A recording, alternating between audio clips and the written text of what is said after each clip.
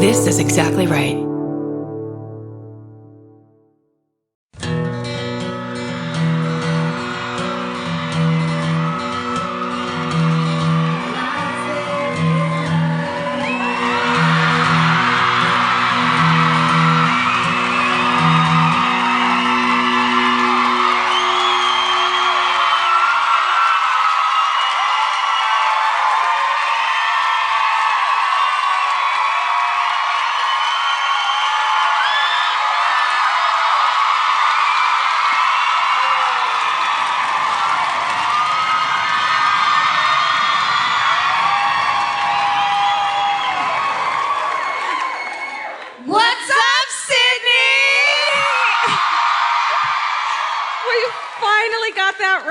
We finally did it right. Tonight's the night. Oh, shit, guys.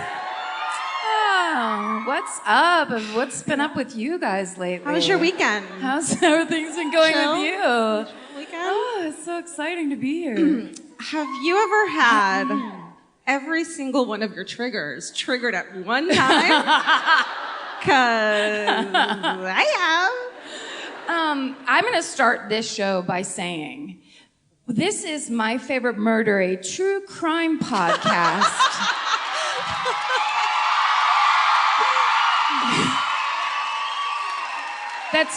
That's also a comedy podcast, which is a difficult and complex combination. Yeah, and they're weaved together. And you simply must trust us that we're good people. Yeah.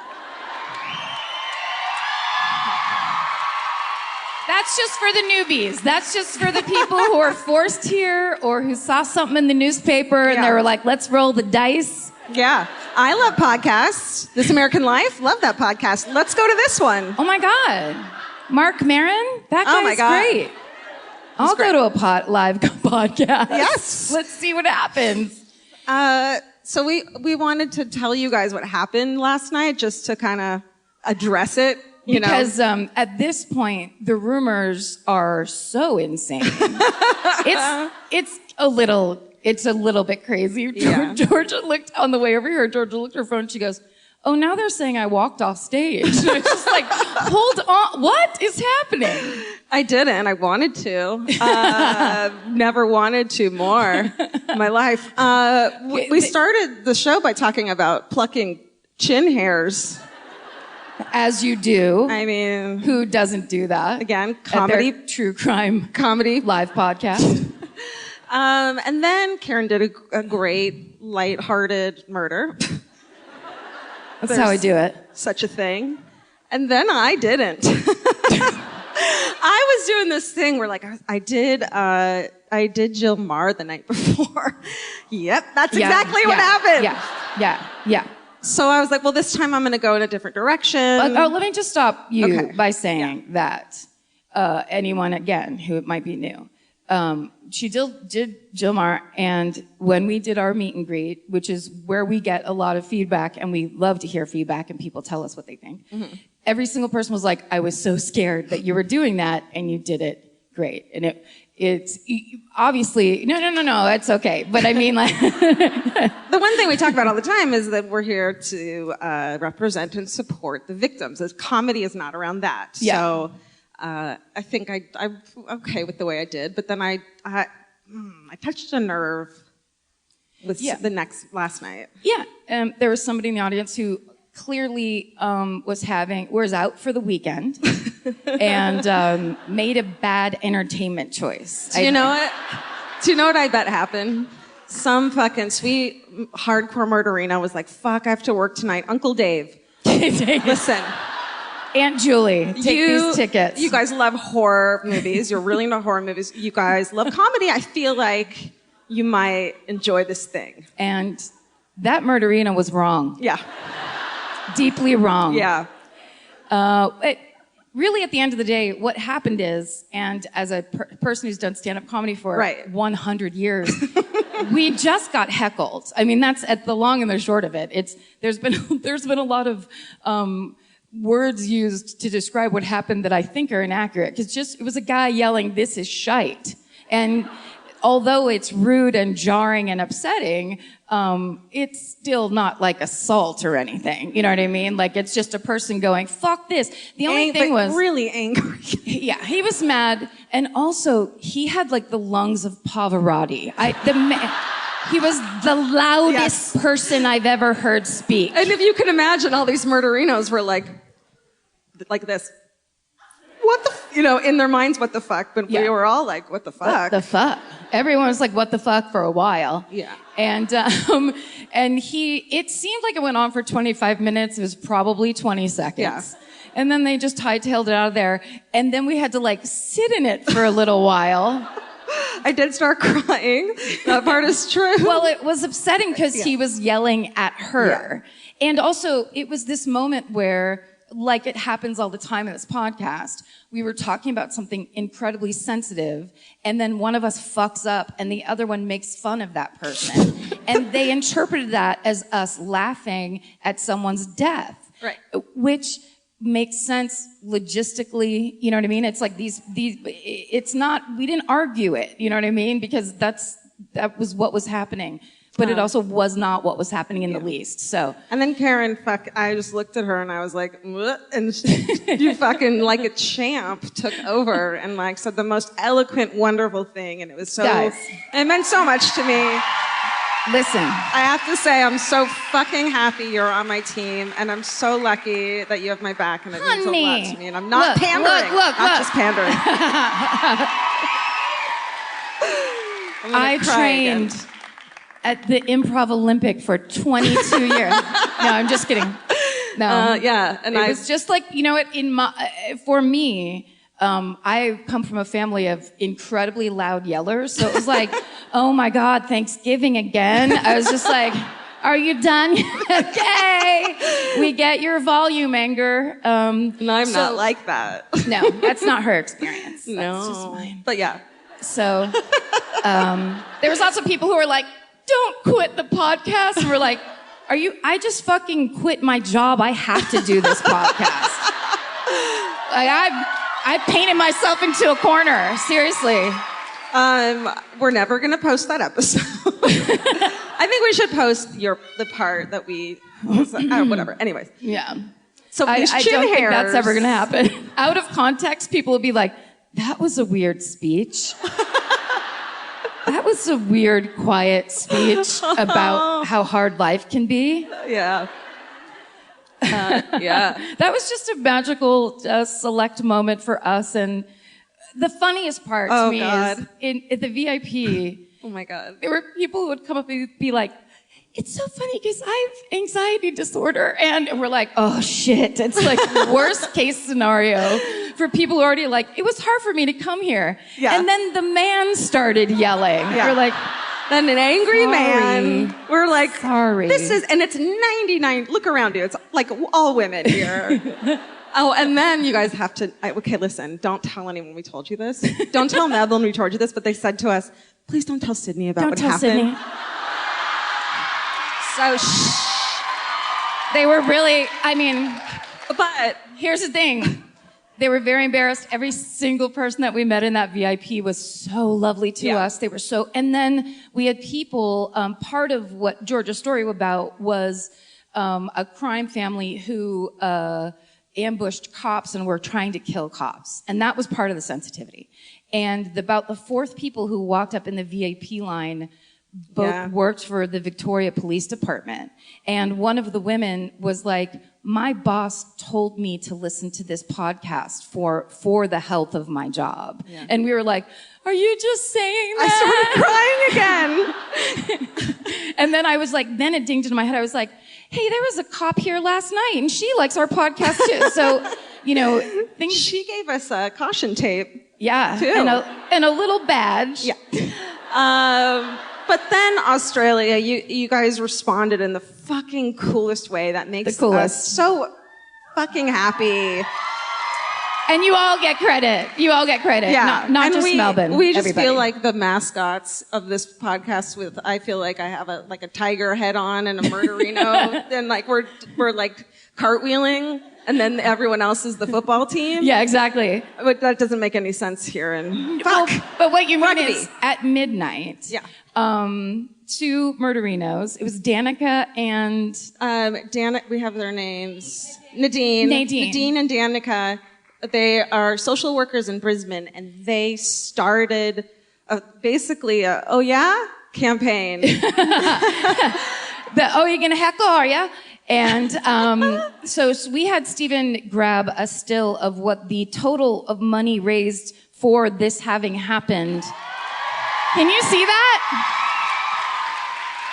You guys, this was as of 6 o'clock today. It's $9,000 that's going to women's organizations in Brisbane, in Melbourne, and in Sydney. All right, thank you. We're fucking honored to have, to be even associated somewhat with that, and we know that this whole fucking thing is bigger than us, and we appreciate your really support so quite. much. We're gonna have a man come out and yell at us every night, and then you're going to have to. It'll be Vince. If it's Vince, I can fucking deal with it. It'll My be husband. Vince in like a mustache and a bowler hat, like, this is shite. Yeah. We'll be like, better raise money. Give us money. I think, can we say someone was like, well, I hope they thought the money was going to me? Because it was like, we love Georgia. Yeah, we love you, Georgia. They must have just checked the website and immediately gotten off without reading anything. Because they were like, well, I hope she gives at least some of the money to the hurricane victims. We're like, lady. That's what this guy did. He checked the thing really quick and he was like, okay, I know the story. I'm going to scream at you. Shite. And look, sometimes we are completely shite. Here's the thing. I was so distracted I never plucked the hair. Oh. It's still there. Yeah. I'm going to keep it as a reminder forever. And grow it so long. And speaking of facial hair. Oh, yeah. Do you want to see your friend, Steven? Yeah.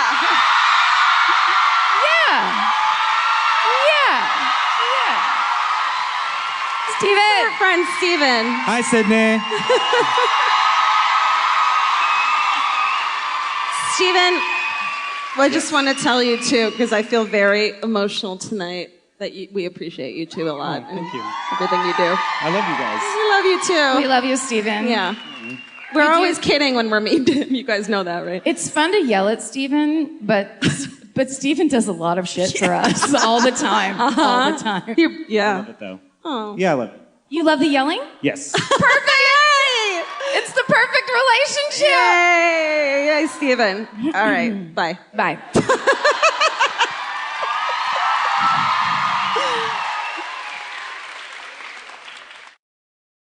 Should we talk about Spanx or should we sit down? How dare you? Should we, I was gonna go into a 15-minute Spanx chunk and now I can't. No, I felt like there was one other thing I was gonna say that was about... Important. Oh, I guess it's just if I eat one more Tim Tam, I'm gonna fucking explode. It is out of control. Yeah. Next time we are going to another country, instead of saying on the podcast, everyone bring us all your chockies and lollies. Yeah. I've since learned is the thing. Snicks. I'm gonna say That's kiwi. I'm just gonna say bring us money for the hurricane instead. Bring us money for the hurricane straight into Georgia's pocket. Bags. You can gift hurricane. wrap it, whatever you want. My favorite is that you guys call them lollies and chockies, but then also you call heroin addicts smackies. That's so cute. That's something we found out from our driver, Wally. That was one of my favorite things I've ever heard anyone say. He kept calling us a cunt. And he said, no, it's when we like people, we call them cunts. And we're like, okay. That's true? Yeah. Like, that clearly fits me so well. That's my favorite word. Love it. Okay, now. Oh my God. Yeah. Oh, what kind of... Are these high challenge chairs? Like a no, lady. no. Did I?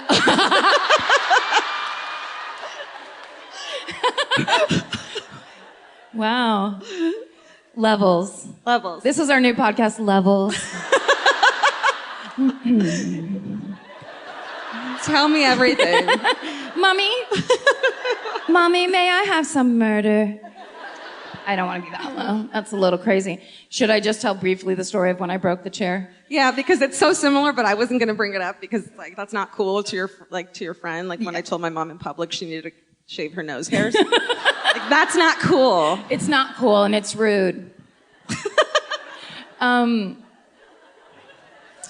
I can't remember if it was the first or second night. Oh, it was the first night. We've been on the road now for, I think 40 days. Not a bit. And now I'm sinking and I'm not even touching anything. Yeah, I think we've broken the chairs. Sorry.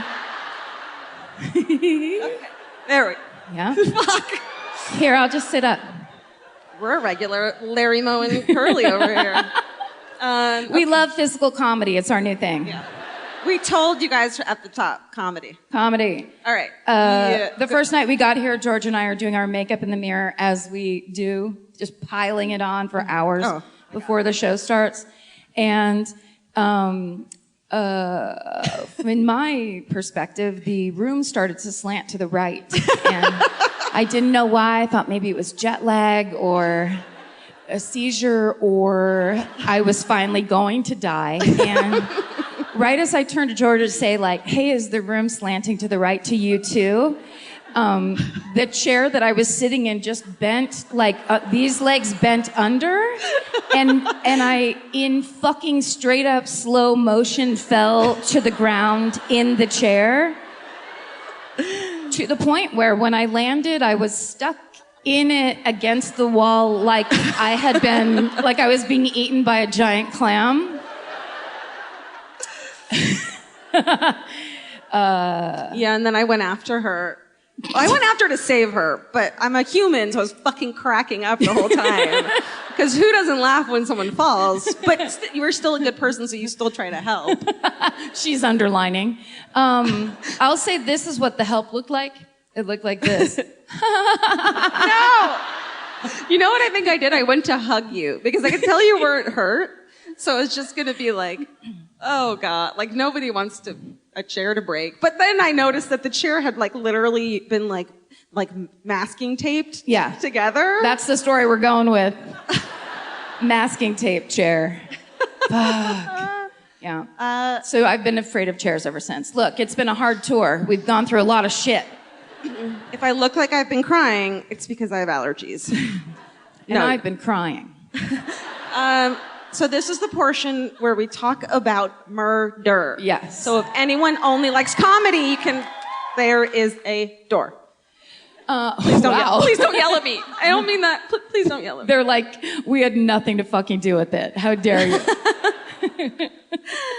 I go first tonight, right? There's the door. I didn't mean it like that. Can I tell you them about your earrings that someone gave us? Please. They say, one says CK and the other one says FU. And if you put those two together the other way, it says fuck.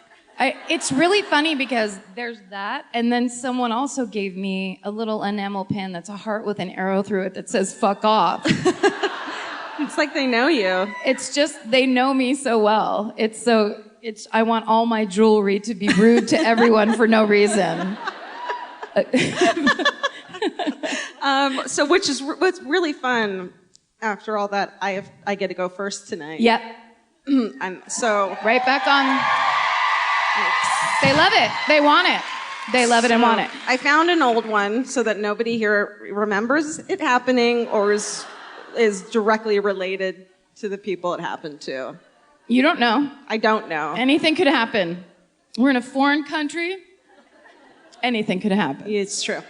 It's true. Also, these chairs are going down. I can tell. Are we on the same? Okay. I think we are. Yeah. This is starting to feel like a Charlie Rose situation, isn't it? Yeah. All right? Okay. Yeah. This is you know what I keep doing is I keep writing the name of the story as the doc name, and I forget to put it on the top of my paper. So then I'm like, I guess this is the story of Antithali. Yep, Antithali, your poisoner. Oh, I fucking gave away the beginning. All right. All right, Carolyn Grills, born in 1888. Should I pretend that I don't know it's a poisoner? Yes. Okay. Because you don't know. I mean, she could have been lying the whole time. Yeah. Carolyn Grills, born in 1888. So nobody was her BFF as a kid here. You don't know? Balmain? Balmain. Balmain. Absolutely. You mean exactly how it's spelled? I'm trying to get creative and it didn't work. Well, right, because when it's spelled and it looks like you know how to pronounce it, then you say it and everyone's like, it's Bondi or whatever that fucking beach is called. Stupid. Just because it's internationally known and insanely famous and so gorgeous. When we flew in on that plane this morning, I was like, ooh, it's like we're on vacation. I know. Crazy. We had a lot of homework. I know. Okay, April 1908. At 18, she marries Richard William Grills, hence her last name. He's a laborer. They have 5 sons and a daughter. And then so she has a bunch of kids. In 1948, Carolyn inherited and moved into her father's home in Bladesville. Thank you. Thank you. I'm like a kindergartner who wants applause when she pee-pees or whatever. She's known as Auntie Carrie by her extensive family. She's okay, here's how they fucking... Oh, I'll tell you later. Okay. Like backstage? She's an old woman, because 68 is old then. Actually, let's have a photo of her. Because she looks... This is her. Oh. I know, cutie, right? Fun. She looks like your grandma. She has great teeth. She really does. Really nice teeth. Nice teeth. She looks like she could be my mom's mom, and my mom is older than her. Because back then it was like, you're done. Yeah. At 50. Back then it was like, you're 17, you have your 6 children, yeah. and then you immediately look like that. There was no preventative creams back then. Cold cream all over the place. Yeah. Okay. Just a lot of dust. So she frequently visited her in-laws and friends, making tea, cakes, and biscuits for them. Uh-oh. No, don't say aw. Uh-oh. Remember the poisoner at the top of this thing? Guess who it is? It's Great Teeth Johnson? Fuck. Oh, you know what? What? Her last name is Grills. She's got a great grill. Thank you. This is the joy of comedy. This is what it can be like. Wait a second, is it Grills like Bear Grylls? The guy that fucking climbs all over the place and survives? No, wide. Isn't he a Y? Yeah, he is a Y. No, grill. Straight up grill. Oh, great. Yeah. Legit grill. Yeah. Okay. No fucking round. Yeah. In 1947, her 87-year-old stepmother, Christine Mickelson, becomes ill with symptoms of hair loss, nervous disorders, progressive blindness, and loss of speech, and eventually dies while under Aunt Carrie's care. Throughout 1941 and 42, various family members become ill, including a bunch of family members, but all survive. Then, in January 1948, a relation of her husband, Angela Thomas, also becomes ill and dies of the same symptoms, followed by her husband's brother-in-law. So I guess her brother-in-law, right? Yep. It would be her brother. Her husband's brother-in-law is her brother. No, it could be her husband's sister's husband, right? No. Okay. Listen, nobody remembers this, so we're changing it. Yeah. To whatever we want. If you care, go on to Ancestry.com and figure it out yourself. Okay. John Lundberg, he dies in late 48, and one of her stepmother's friends and sister-in-law, no, I'm not going to go there, Mary Ann Nicholson, dies the following year. But presumably Auntie Carrie goes on making cakes and tea and shit until, I wrote that, cakes and tea and shit until September 1952, Yvonne Fletcher, a housewife and mother of 2 from the inner Sydney suburb of Newton, is charged... Newtown! It's Newton! Don't laugh at me. This can't turn into a call and response of town names. It's insane. That cheer was insane. Can I remind everyone that I got yelled at last night and I cried? So I'm going to be on edge a little bit.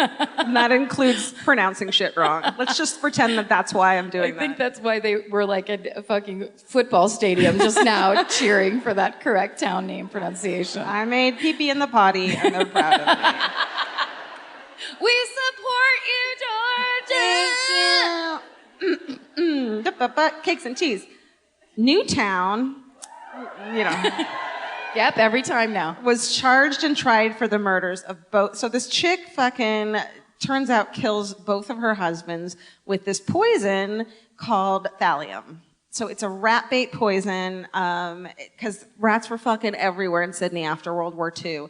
They were 1.2 million rats just in Sydney. Whoa. Give it up for rats. And then, so there was this rat bait, and there was like, put it in bread and sprinkle it around your house, and you'll kill rats. And everyone Where was like, the babies are crawling. yeah, okay. Yeah. But it was this crazy poison, and people were like, oh, you can buy it at the store. I'm pissed at my two husbands. And then they say that at least 55 people were poisoned by thallium, 10 of which died, as far as they know, because they weren't doing toxicology shit back then, right? Because it was almost untraceable. You mean by her? No. Oh, Like in general. Got And it. so this one case got really big. And then, okay, okay. And it caused symptoms of thallium poisoning were loss of hair, nervous disorders, progressive blindness, loss of speech, organ failure, and eventual death. Remember that from the beginning? Do. Yes. Oh my God. Are you putting it together? I kind of am. It feels like someone's a poisoner. I think we have another photo just for the fuck of it. Let's see. Oh, that's when she got arrested. Never mind. Spoiler alert. That's that time she put... Oh, look at that That's her house too. dress. Steven, I didn't tell you to put that up. Did Wait, I? was that her? Yeah. That was a good dress. I'm sorry. Don't be sorry. Be happy. Okay. Because of the widespread media coverage, so this chick kills a bunch of people. It gets all over the papers. A dude named John Downey, who's related to our friend Aunt Carrie, read the story in a newspaper and was like, those sound like really familiar symptoms that I've had myself when I hung out and ate Auntie Carrie's cakes and shit. Uh-oh. And his aunt or something is a long time ago. Evelyn Lundberg also had all these symptoms, and she had even gone blind. Wow. So, but she didn't die. No. So on May 11th... That's my birthday. Oh, shit, that's right. That's okay. We always have to do that. Even in the middle of not this one, we're just, June 8th, oh my God. Steven, I sent Steven some horrible thing that had a date on it the other day. It was like, and this is the day this person was decapitated. And he was like, my birthday. You just can't help yourself. I when know. You're, you know? They got decapitated 88 years ago on my birthday. Yeah. I wonder what I was doing that day. Okay, so he goes over to Aunt Carrie's house and is like super suspicious of her. She's bringing tea and cakes and stuff out, and he sees her take something out of her pocket and put it in the tea. So he becomes a street magician and whoop, whoop, whoop, switches them around, switch, takes the tea that he saw her lace, pours it in what I'm assuming is a bottle, I don't know, and fucking takes it home with him, brings it to the police, and they test it. Whoa. Poison is in it. Shocker. Shocking. Nobody saw that one coming. So then they also take her beautiful house dress, and they find traces of thallium in the pockets. Aww. So pocket full of thallium. Yeah. Don't ruin house dresses for us, please. That's all I have. You can put so much shit in house dresses. Oh, my God. A coroner's inquest, a bunch of witnesses recalled her bringing them drinks and how eager she was to help preparing food and tea. I'll do it. I got it. I want to kill everybody. Nobody wants to help in the kitchen. It's a thing you offer and hope people are like, no, I got it. Yeah. No, so you should be suspicious of someone who's like, I want to help. Yeah. You know, it's like, no, you don't. The game's on. What are you doing? Yeah, calm down. Go eat, what do they have?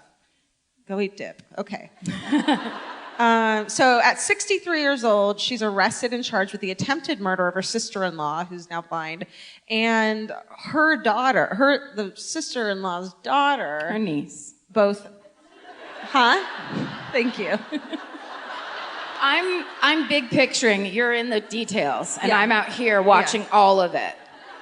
You didn't read 18 articles and copy and I paste sure most didn't. of it. No, this is all new to me. Yeah.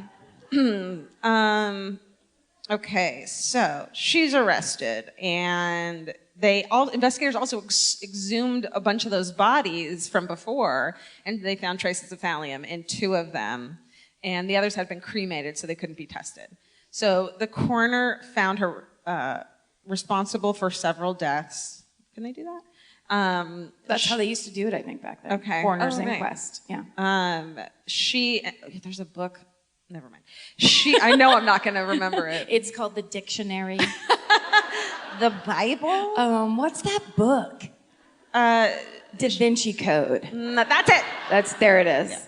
She's charged with the murders of Mary Mickelson, who was 60, Christina Mickelson, who was 87, and Angelina Thompson, who was 84. And at her trial, she professed her innocence. She said police had pressured her relatives to convict her. Yeah. The ones that were still living. Yeah. And that she, quote, helped to live, not to kill. Man. What? Yeah. I helped people live. I didn't kill them. Yeah. And yet they're dead. Yeah. And then she was laughing at half the trial. She was just like a little nutso about it. Yeah. Well, she was excited to be out in her house dress. Sure. And in the end, the cases are dropped, and she's only convicted on the attempted murder of Mrs. Lundberg, so the woman who went blind, in October 1953. Because they could basically only deal with what was happening to the survivors. I guess. And Yes. Yeah. Yes. I'm sorry. What was the time frame? Like, was it over years that she was doing it? It started in 1940 something. Say 7. Let's go 7. I think 41 is when it started, but somehow. In 1953, okay, and so another one, in 1953, Bob Lulham, he's an Australian rugby football fucking Player? but like star. I was waving my arms in the air. How did you not get that? Referee? You know? No, like this is big time. This is big timer. Star. Okay, now I know. Yeah. I just have to say this, just as a sidebar. The first day we got here, I turned the TV on in my hotel room, and there was a rugby game on. Oh my God. Yeah. Have you ever seen that shit? You guys. Oh my God. Yeah, they pull each other's They're hair. big boys just pulling on each other. It's crazy. Yeah. It is hot stuff. Just mute that shit. Keep it on in the background. That's nice. Congratulations. You get that all the time. I didn't realize I was such a fan. See, it scared me. It did? Yeah. Why? Because I'm scared of everything. Everything. How about a nice big thigh?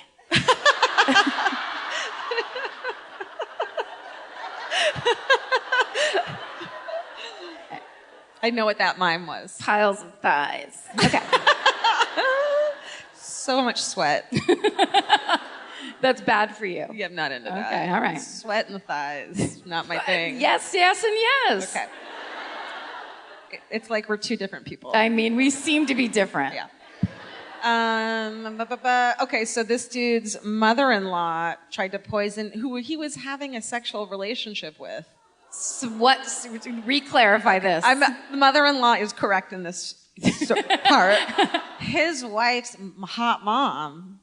I wish I didn't. Nope, don't look over there. I didn't get that. His wife's hot mom and he were hooking up. What? And she tried to poison him. She was like, "You're cheating on my daughter. I'm going to poison you." I'm making this part up. I'm guessing that's what the thing is. Yeah. And he was like, "But also it's with me." I don't know the logic here. Shit. Yeah. This story has everything. I mean, thighs. That's my part. That's it. He lives, and soon afterwards, thallium is banned from sale. So the jury deliberated for our aunt over here. She's sentenced to death and later commuted to life in prison. She becomes known as Aunt Thally in prison. Auntie Thally in prison. It sounds like in a loving way. I think the other inmates liked her. It also sounds like they're trying to say Aunt Sally, but they have a lisp. Or they're a 5-year-old child in prison. In 1960, she died Old stuff? Yep. Less than 7 years after her trial. In the end, nobody fucking knows her motives, and people thought it was revenge or envy or anger. And so the dude said 7 people were recipients of charity and kindness from Aunt Carrie, and they all died or suffered the nasty effects of thallium poisoning. She had maybe financial benefit to gain, sometimes none, and no one ever fucking figured out her motives. Wow. Yeah, so that's our friend Aunt Thally. Wow, Aunt Thally. Aunt Sally. Thank you.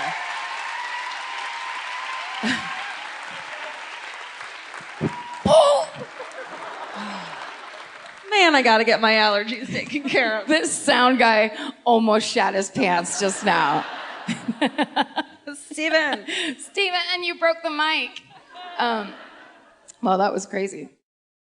Mine is similarly old and similarly crazy. I'm gonna do the shark arm murders. Yeah. Man, I was so bummed today when I text Steven. Hey, can I do the shark arm murders?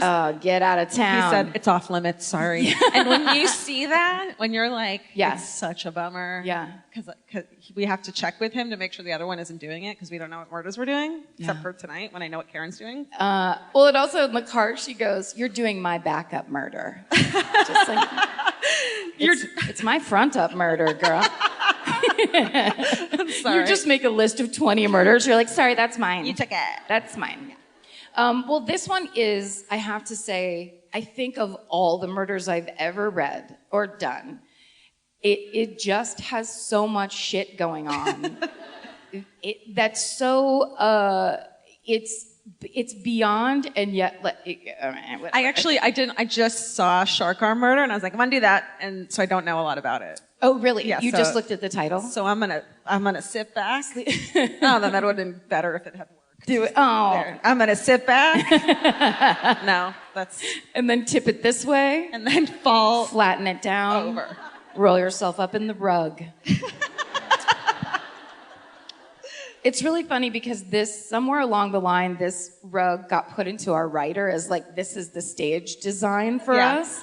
And that means that everywhere we go, somebody has to buy a rug. Yeah. And then like carry it around all the time. And someone gets like, at the venues, like, well, we don't have a rug. And they get really mad at us. Yeah. They're like, oh, sorry about the rug. And we're just like, we don't give a fuck about the rug. Yeah. Anyway. But we're divas. That was just a bit of a behind the scenes for you about the rug. Tonight, you guys get to know all the shit. Tonight. Okay. April 17th, thank you, 1935. A fisherman hooks a small shark off of what I'm imagining to be pronounced Coogee Beach. No? Yeah? By the laughter, I'm gonna guess no. Coochie. Coochie Beach? Coochie. Oh, I see. This is a sexy country. Coochie Beach. All right. You guys said it. I mean, okay, listen to this shit. This fisherman catches a shark, right? Kind of small. And as he's reeling the small shark in, a huge shark jumps up and eats the smaller shark. And so then the fisherman hauls the huge shark in alive. Wow. This is the shit that would go fucking viral if he had a camera back then. Can you imagine? Yes. That Coochie Beach fisherman would be a billionaire. Yeah. He'd be at the YouTube convention. Yeah. Okay, so that alone, we're in, again, if this was a movie, And that's the first scene. Yeah. You're not leaving that seat. You're like, whoever this director is, you're my favorite artist of all time. Like, that wouldn't happen. No. Oh my God, I can't believe I caught such a small shark. Holy shit, Jaws is here. Chomp. So what they do is, it's almost, it's coming up on Anzac Day. And Anzac Day in Australia is, it basically honors all the soldiers that went off to World War I from New Zealand and from Australia. Okay. And it's a big holiday. It's a big holiday weekend. So in 1935, the Coochie Aquarium baths. Do we have the picture of the Coochie Aquarium baths, Stephen? We do. Look. So they were like, it was like a big fancy complex. Hold right? up. I see the word refreshments. Yeah. I see the word rooms. I see the words boiling water. Oh yeah. They had so much boiling water there. What? It was awesome. I wonder what the refreshments were. It was boiling water. You could have all the boiling water you could drink, but you had to drink it right by the stove. While it was boiling. So that's why they weren't doing very good business. No, not really. Okay, so there's been shark attacks all along the coast. And in 1935, in the end of February and the beginning of March, 3 different young men were killed by sharks on the coast. So they had people out trying to catch and kill sharks all the time. They were like, guys, just leave them alone. enemy number one. What, sharks? Yeah, stay out of the fucking ocean. I love that where they're like, we're going to take care of this shark problem by killing 3 sharks or whatever the fuck. Like, there's so many more. Yeah, exactly. You kind of, it's a hard one to solve when they've been around for 80 million years. And they don't need to change because they're perfect fucking monster killing machines. creatures. They have so many rows of teeth. Oh my God, Stephen and I started getting into this thing today. He started sending me pictures of sharks with human teeth. Have you ever seen those? It's the best thing of all time. No. When do we they're have a picture? No, I don't think so. You don't have one, Stephen, do you? I mean, you could just imagine it's like it's a shark picture coming at you with the crazy fucking pointed teeth, rows. But instead of that, it's like Taylor Swift's teeth. So it's like, Oh my God, I need to see that. It's fucking hilarious. Anyway, Love we had it. a great time, guys. So anyway, the owner of the Coochie Baths was like, business is slow because there's been these shark attacks, Right. but we've got this big holiday weekend coming up. I'm gonna fucking get that big ass shark that guy just caught, stick him inside the baths. Can you show the inside of the baths, Because he's Stephen? alive, right? The It's shark. still alive. Okay. So they decide they're going to Ooh. put it. So that's the baths. It's all salt water. The salt water is coming in from the ocean. Oh, I and wanna people go go in and there. swim in salt water. Dude. They have the same thing in San Francisco, the Sutro baths. Yeah. That was right on the coast. Right. Okay. So, Stephen, so they take the shark and they put it in the pool so people can come pay money and look at the thing that's killing people in the water. Can Let's they see that swim one, with the him? shark, Stephen. I want to Number swim 3. with him. No, people just stood around and stared. Oh! He was pretty big. He was Yeah. pretty big. Yeah. He was what you like to say down here, 4 meters long. Oh, that sounds 4 huge. meters and 1 ton with 2 N's and an E. What a measurement. So this poor shark is so at first when he's there for a week. In the beginning he's swimming around, everyone's freaking out, paying money, and everything's working out great. But after a week, the shark starts acting strangely. It's moving slowly, it seems disoriented, it seems sick. And then on Anzac Day at 4:30 p.m., there's a small crowd in the baths watching the shark.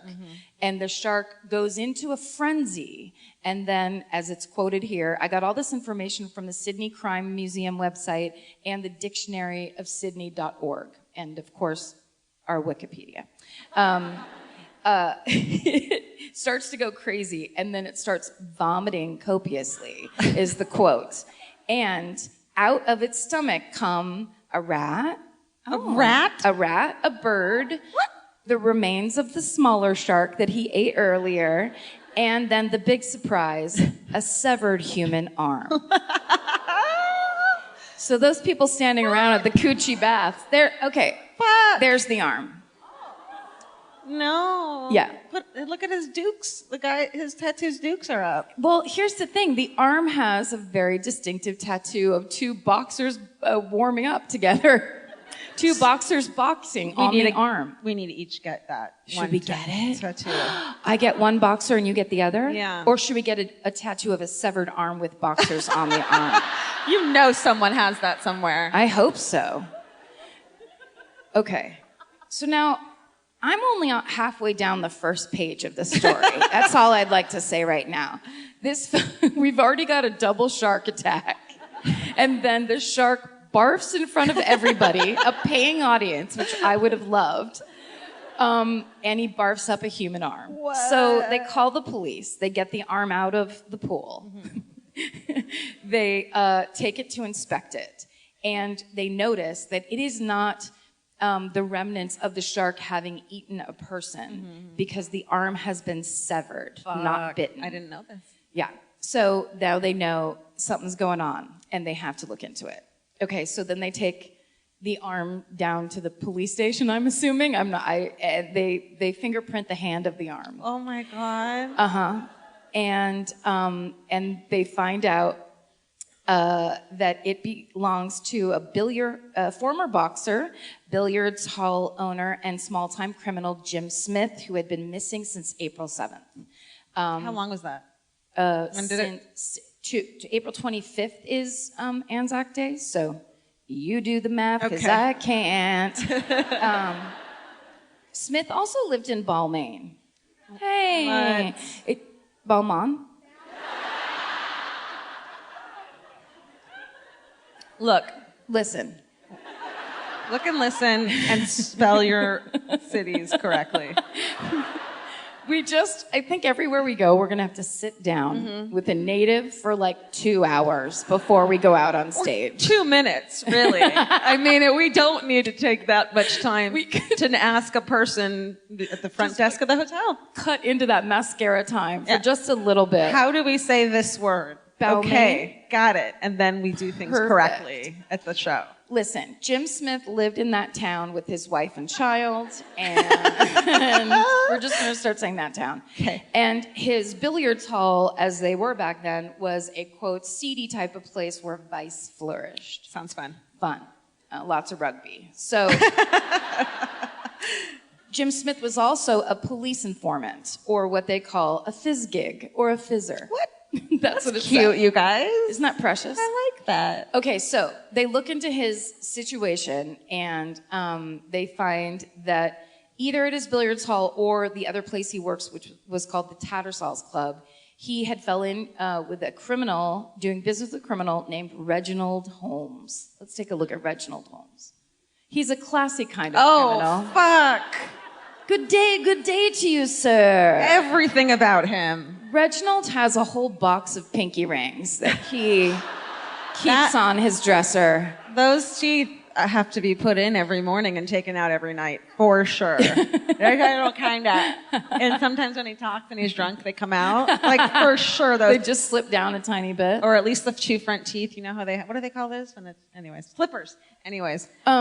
Also, I think Steven needs a pencil-thin mustache. Oh, yeah. I think that needs to be the next direction he takes it. Yeah. It's effective. Okay. All right, so that's Reginald Holmes. And he was from a family of very successful boat makers. And he was rich. He had a big mansion at McMahon's Point. His business was in Lavender Bay, all your favorite places. And he has a wife, 2 children. He's a regular at the Royal Sydney Yacht Club. He's a pillar of the local Presbyterian church. But he was also a smuggler and a fraudster, as they call him, yes. So what he would do was he hired men to drive motor boats out to sea that would pick up packages that sailors would throw off of boats, and the packages would be full of cocaine, or they would be full of cigarettes, or they would be full of other things that you weren't allowed to have. This is some straight fucking Boardwalk Empire shit right here. Yes. You guys seen this? Yeah. This guy's nookie. He's Watch it. It's a fucking great show. Reg. So Jim Smith drove one of those boats. So that's how they all kind of know each other. Okay. And so the cops are starting to find all of this out. And they also find out that the two, Reg and Jim, had started a racket with a convicted forger named Patrick Brady. Here's Patrick Brady. Not, I wouldn't say as much of a classy gent as Reg. Yeah. Probably didn't go to the yacht club that much. This is very superficial. But old Pat Brady, I think, was like the whiskey, and Nice head of hair, though. I think You know what I mean? he was good at drawing because he was a forger. Oh, Yeah, so he's probably smart, real sharp, but I bet he had a foul mouth. All right. So the three of them are doing this thing where Patrick Brady makes checks, and they would get the name of Reg's fancy friends and the people that he would make boats for, and they would make fake checks, and then I believe Jim Smith would go cash those checks. And so they were in that a ring of deceit and deception. I don't know what I'm saying. But apparently, and the police find out, that Jim started blackmailing Reginald Holmes, and obviously was not a good idea. No. So on April 7th, 1935, Jim Smith tells his wife that he's going to go fishing, but instead he went and played cards with Patrick Brady at the Cecil Hotel in Cronulla. Fuck yes. good job. Fuck yes. Good job. Thank you so much. It felt good. It was like, I just didn't think about it. I just was like, I'll just say it. I don't want to overthink it. Because we're starting to get like scared of saying places. I'm scared of words and letters. I mean, numbers, don't get me started on numbers. Oh my God, maps, I can't even. No. Okay. So he lies, this is what I love. He lies to his wife, it says he's going to go fishing, and instead he goes and plays cards. Wow. Yeah. Roll those dice. Yeah. So Patrick Brady had a rented cottage nearby where they were drinking and playing cards, and that comes into play later. So a taxi driver testifies that he picked up Patrick Brady from Cronulla, and he drove him to Reginald Holmes' house at 3 Bayview Street in McMahon's Point. Apparently very nice area, or was in 1935, and on the same day that Jim Smith went missing. And the cab driver said, quote, he was disheveled, he had a hand in his pocket that he wouldn't take out. What do you think is in there? Like an arm. His hand was holding down an arm. No. I don't know. What if he cut the bottom out of his pocket and he was holding hands with the arm? Oh. No. This is a criminal. You have to think like a criminal. Okay. So Patrick Brady's arrested. So they get that testimony. They arrest Patrick Brady on May 16th. They charge him with the murder of Jim Smith. When the police bring in Reginald Holmes to question him because they know he's in the circuit, Reg says he's never met Patrick Brady. He doesn't know who they're talking about. So they ends up letting him go. They don't have anything to hold him on. So he leaves, goes home. 4 days later, May 20th, he goes into his boat shed and attempts suicide by shooting himself in the head with a .32. Reginald does? Reginald does. Richie? Richie Rich, Reginald. Okay. But here's the thing. The bullet flattened against the bone in his forehead. What? And so he was merely stunned. What? Did you make that up? I wish I did. It would be such good writing.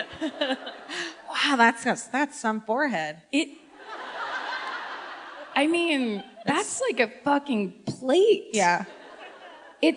So he stuns himself by shooting himself in the fucking head. It's stunning. It's stunning. It is stunning. He falls in, he's like in his boat or whatever, he falls into the water. He falls into the water. The water revives him from a bullet to the head. Oh. And he comes to, he gets into his boat, and he starts driving around Sydney Harbor. He disrupts the ferry services. Do you think he's just screaming? Yeah. Ah, the fuck is just happening? Guns don't work on my head. That's what I'd be yelling. Invincible! You fucking come at me, Yeah. you sons of bitches. Yeah. He does this for 4 hours. Shit, I mean, what would you do? Right? Who among us would lose their shit? Who among us is right? He finally takes out of the harbor, goes 2 kilometers out to sea, and he finally just stops. He allows the police to come on board. And he says to the police, Jimmy Smith is dead and there's only another left. If you leave me until tonight, I will finish him. Oh, okay. Cops were like, sure. So it's like, we're the police and we suspect you of being involved in a murder. And then you're like, look, I don't know that guy, but if you just give me a day, I'll kill him. Yeah. Reg. Yeah. Reg. Get your shit together. Yeah. What'd you get the fucking concussion when you shot yourself in the head? What did that somehow affect you mentally? That Yeah. you shot yourself right in the fucking head? Okay. So, there's an empty bottle of brandy in the boat. Of course. Could have had something to do with it. But Clearly. also could have been a bullet to the head. So Detective Sergeant Frank Matthews questions Reg and he says, he spills it. He says Patrick Brady killed Jim Smith, dismembered his body, put it in a trunk, and threw it into Gunnamatta Bay. Fucking nobody knows what that is. So I know, no one everyone's cares. like, we don't have that here. You got that from the wrong article. Yeah. We go to a different bay. That's not our bay. That's not our bay. They call that, putting a body onto a trunk and throwing it into the bay, they call that a Sydney send-off. Oh my God. It's not an accusation. I got it.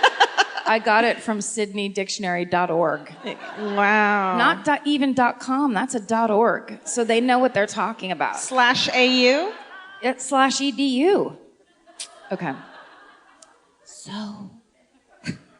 Go on, tell me more. This is fucking crazy. It's insane. So then he claimed that Patrick Brady came to his house, showed him Smith's severed arm. Hey.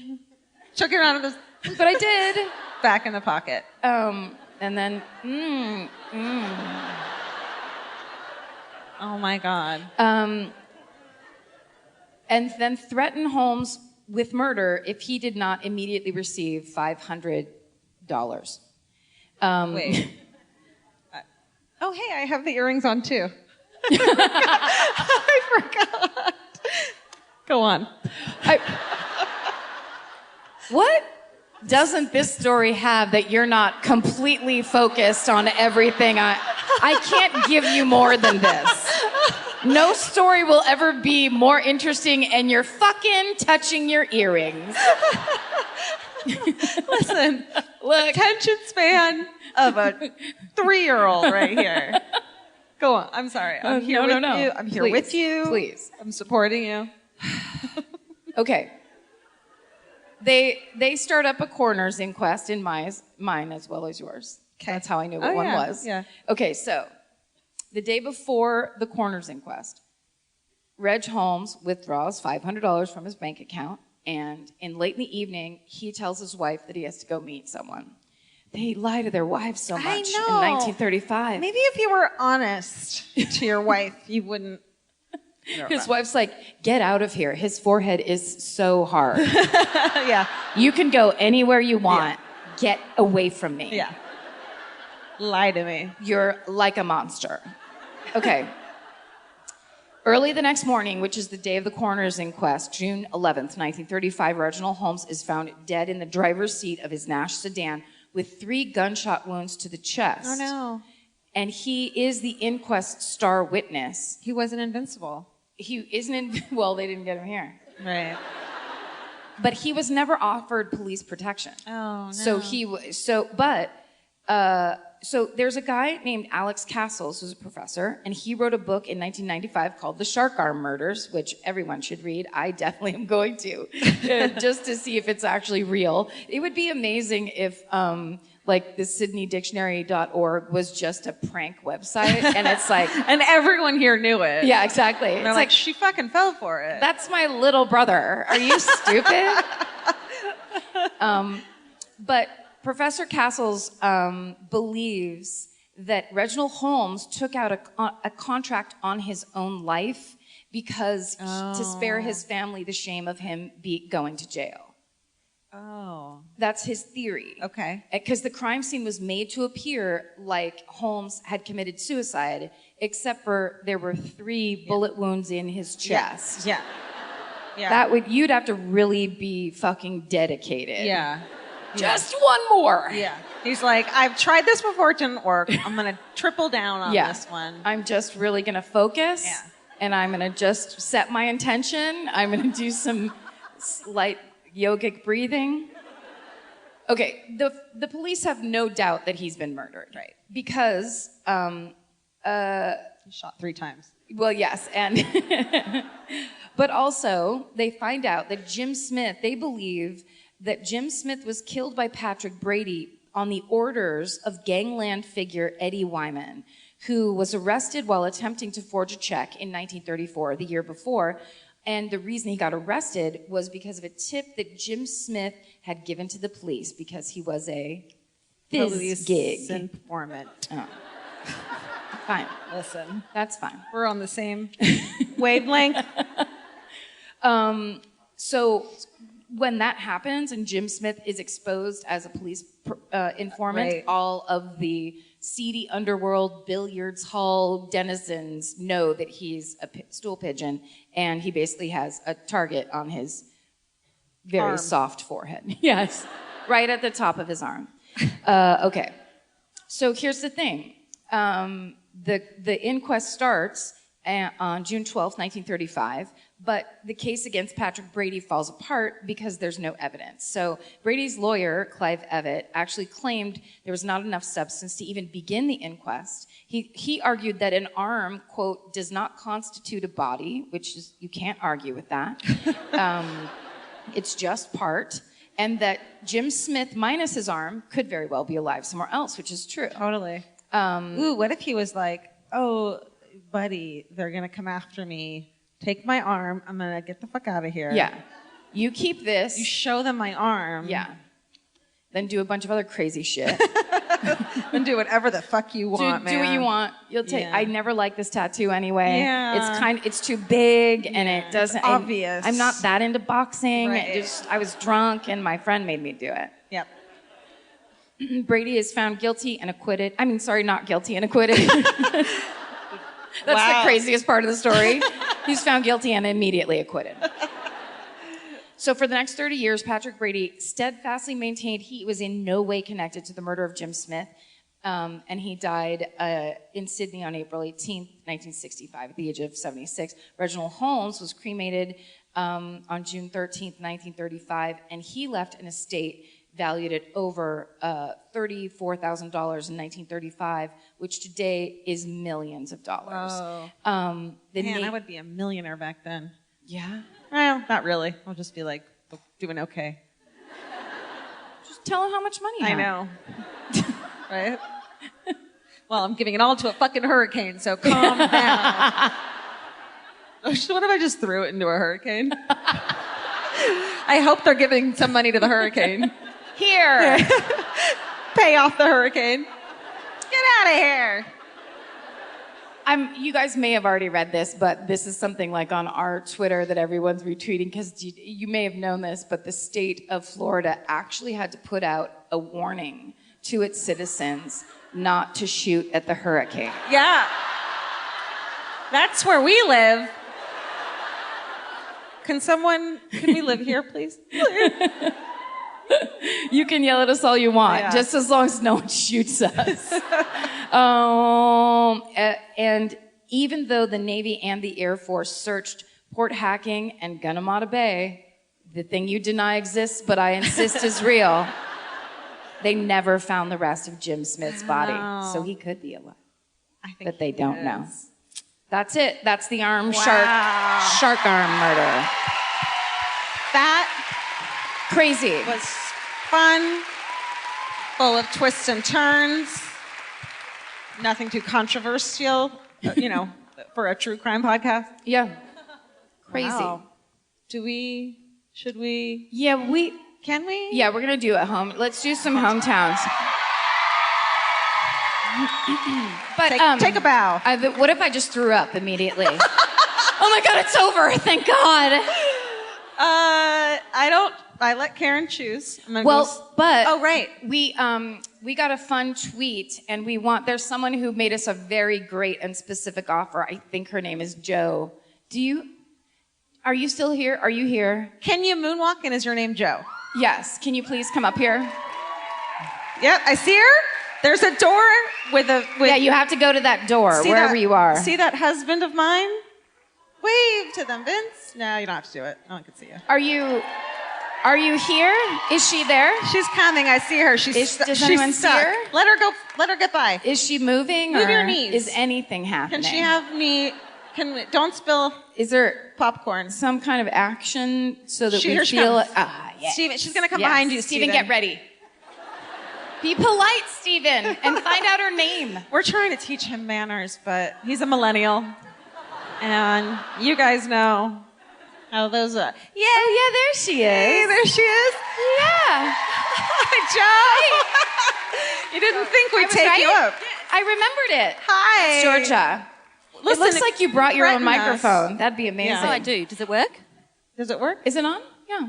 If you're going to threaten us with a good time. Oh, it doesn't work. She got Thanks, Steven. It was working. Does that one work? Yes. No. Okay. Well, We had to listen, you switch don't it. need a microphone to moonwalk, so let's go ahead. Wait, and- really quick though. So we were looking at Twitter, and can you just tell the people what you tweeted at us? I already told him. I said that I'm super good at moonwalking if you get tired of talking. And we don't ever get tired of talking. I never get tired of moonwalking. Yeah. However, we like moonwalking we almost love as much we as love moonwalking. talking. We'd love to see some. Yeah. I don't know how it's going to work on this floor. But... Well, what about the rug? Do you need to take your shoes off? Okay, here we go. She's got holes in her tights. Yes! Yes! No, I see it. I see it. No, that was super good. That was great. That was amazing. Do you, then we were like, do you have a home? rug's No, worse. it's not going to work. Here, wait. Yeah, Well, that wouldn't work. okay. Do you have a hometown or do you have a really embarrassing thing that happened to you? have a hometown. Yeah, well, let's hear Fuck it now that yeah. you're here. This is what do they call it? A double act when someone's good at two things? Yeah, that's right, a double act. Double Or, act. or a person. A Yeah. lot of people are good at two things. Well, Um, have you met a lot of people? Have you come to Florida? no, but I won't take a gun. Where are you from? I'm originally from French's Forest, which is near where this hometown is. And where is that? Oh, Sydney. Yeah, nearby here. Sure. Well, I mean, We're in Sydney. Compared to Florida. Okay. okay.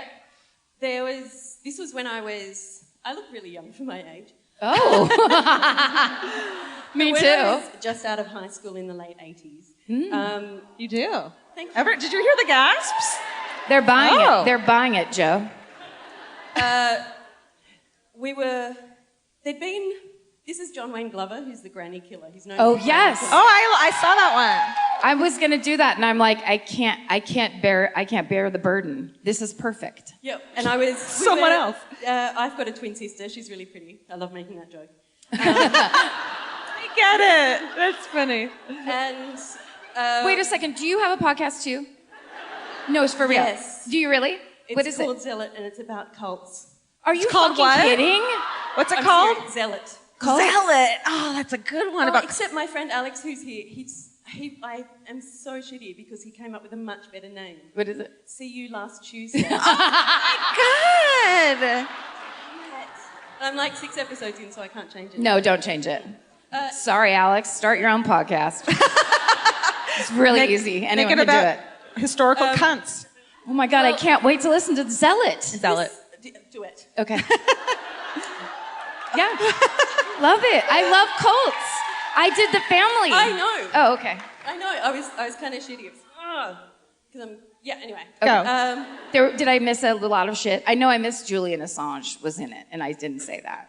Yeah, no, he was. Yeah, I didn't. And have you seen photos of her now?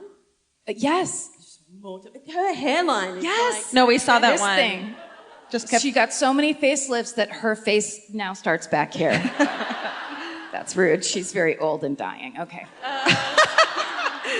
But she's a bad person. Yeah. So. Great dresser, though. Oh my God. Such good clothes. Yeah. So, Granny Killer, there'd been a couple of old women killed, and in Mossman, which is very ritzy suburb, this is all North Shore, where everyone's really uptight. And John Wayne Glover hated his mother, and then he got a mother-in-law that he also hated, and he worked as a pie salesman. What? Pie? So prospect. Like meat pies. Oh yeah, I know what a meat pie is. Delicious, savoury pastries. Got it. But like door to door or? No, nursing home to nursing home. Oh. Oh Yeah. no. That's Not not good. hates old ladies, sells pies to their nursing homes. You think he'd be like, I'm gonna get another job. I'm gonna do something different. Nope. And old ladies started to die in the nursing homes he delivered to, but no connection. And he even got in trouble a couple of times for, he'd just wander through the nursing homes and just feel old ladies up. Oh. He was gross. But still, no connection. Why would a pie salesman need anything interesting to happen in his life? What year was this again? 1989 Oh, to shit. 90. Yeah. Oh, you said at the beginning because you're Yeah. so young. Remember? You're so Impossibly beautiful. youthful. Yeah. And he would see old ladies coming home from doing their shopping and follow them back to nearly their front door, and then as they were opening the front door, hit them in the back of the head with a hammer. No. And then take them inside. And he'd often steal just like $100, but he'd leave their jewellery. And he was basically just saying that, he doesn't really know how he does it. He just hates old ladies and can't control himself. But we wanted to go, my beautiful twin sister and I, we wanted to go to, we were invited to 2 parties one weekend. Wow. I know, yeah. That's how it is when you're young. And we weren't allowed to go to the nearby one because someone killing old ladies. We were young though. Are you aging backwards and you looked really old then? Yes. Got it. Yes.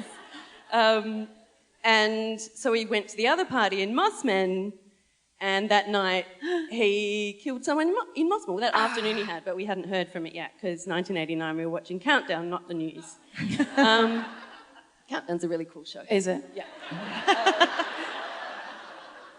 And eventually they made the connection between pies and filling up old ladies and hitting them on the head. And he would also just steal like $100, but no jewellery. And he'd just go to the nearby RSL. It's a place. No. Said no. We can't accept any more new information about this country. I'm sorry. We maxed out. If I don't understand, it's not true. So. He'd play the pokies with old ladies' money. Pokies is a thing you do at a place. Do a lot of smackies play pokies? Yeah. Oh. How many lollies can you it's buy? sort of one or the other. But, Got it. Slot machines. Slot machines, got it, yeah. Gamble. hello. And, doubling. And when he got caught, he apparently in jail, he just did anything to attract attention. And so he killed himself in 2005, but all the fellow inmates thought he did that for attention and accidentally actually died. So, because he would do lots of things to just say, oh, poor me. But he's dead. Amazing. Can you do one more moonwalk before you go? Yes. Okay. Yeah, moonwalk away. You guys, Joe! Everybody, Joe! Thank you so job. much. Perfection. Wow, that is what we're looking That's for. a hometown. Yes. Notes. Listen to Zealot. I can't wait to I know. listen to Oh my God, I love a Fucking cult. Cults. Oh shit. Yeah. You guys, wow. Thank God this went the way it did tonight. Oh my Thank God. Thank you. I Thank you. needed this. We needed it. I needed a win I need a cry of joy and not fear, just not outright fear. Well, here's the thing though, we're so spoiled. Oh my because God. every show pretty much we've ever done, and especially every show on this run here in your gorgeous country has been amazing. Fucking amazing. incredible. Amazing. Like insanely polite audiences, insanely responsive audiences. Everyone Supportive. fucking gets it. Everyone's funny. Everyone knows what's going on. So who gives a shit what happened? Yeah. You know what I mean? Like you guys just reset Yeah. us. Thank you so yeah. much. Thank you so much. Thank you. The support of the people who listen to this podcast makes me feel so much joy. It makes us both in awe, and every fucking day we're divas, but we know how lucky we are. It's crazy, and but also it's like it's just that thing where we're very lucky in that we hit a thing that galvanized a bunch of people, but it's your guys' thing. Yeah. You know what I mean? It's we all just have the same interest, and we're just lucky enough to be the ones talking about it. Thank you so much for listening to us. Thank you so much for your support from the bottom of our heart. This was an amazing show. Amazing. And we just like you. Listen. All we want is for you to stay sexy And don't get mad. Bye, Sydney.